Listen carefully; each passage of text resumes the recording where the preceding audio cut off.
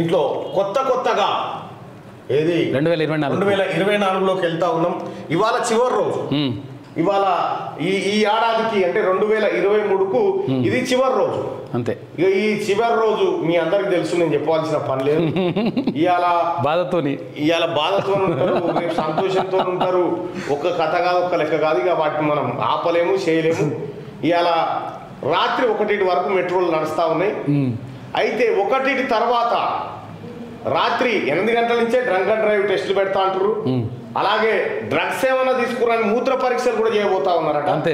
తస్మాత్ జాగ్రత్తగా ఉండండి. ఇటువంటి 31st ఈ ఒక్క రోజే కాదు, చాలా రోజులు వస్తాయి, చాలా రోజులు పోతాయి. కానీ మీరు జాగ్రత్తగా ఉండండి. ఎటుకుడుక 31st నైట్ అని బండ్లు వేసుకొని ముగ్గురు నలుగురు పోయి ఆయన దుంకిపడి సచ్చారు. ఆ ప్రయత్నాలు చేయకండి, నిమ్మలంగా ఇళ్ళల్లో ఉండండి. చాలా సార్లు జరిగినాయి ఇవి, చాలా జాగ్రత్తగా జరిగినాయి. రైట్. ఇక కొత్తగా ఇప్పుడు తెలంగాణ రాష్ట్రంకు ఈ 2023లో కొంత మకిలి ఉండేది. కేసీఆర్ పరిపాలన మకిలి ఉండేది. సో ఇప్పుడు ఫ్రెష్గా 2024 నుంచి ఫ్రెష్గా కాంగ్రెస్ పార్టీ ఇప్పుడు ఎవరైనా కేసీఆర్ ఏం గుడ్ న్యూస్ చెప్తుండే 31st రాగానే వైన్స్లు ఇంకొక 2 hours పెంచుకోండి, టైమింగ్ పెంచుకోండి. నైట్ 2 గంటల వరకు 3 గంటల వరకు చేసుకోండి. దుంకుర్రి, ఎగురురి, తాగురి, తందనాలు ఆడుర్రి అనేది కేసీఆర్ 31 డిసెంబర్ 31 పాలసీ.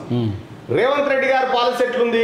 డిసెంబర్ 31 తారీఖు నాడు నిరుద్యోగుల కళ్ళల్లో ఆనందం నింపడానికి డిఎస్సి వేస్తా ఉన్నాం, మెగా డిఎస్సి, ఉద్యోగాలు భర్తీ చేస్తా ఉన్నాం. ప్రభుత్వ ఉద్యోగులకు మొదటి వారంలోనే జీతాలు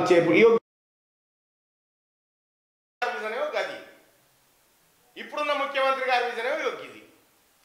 విద్యను బలోపేతం చేయడం అంటే భవిష్యత్తును నిర్మించడం, అంతే కదా.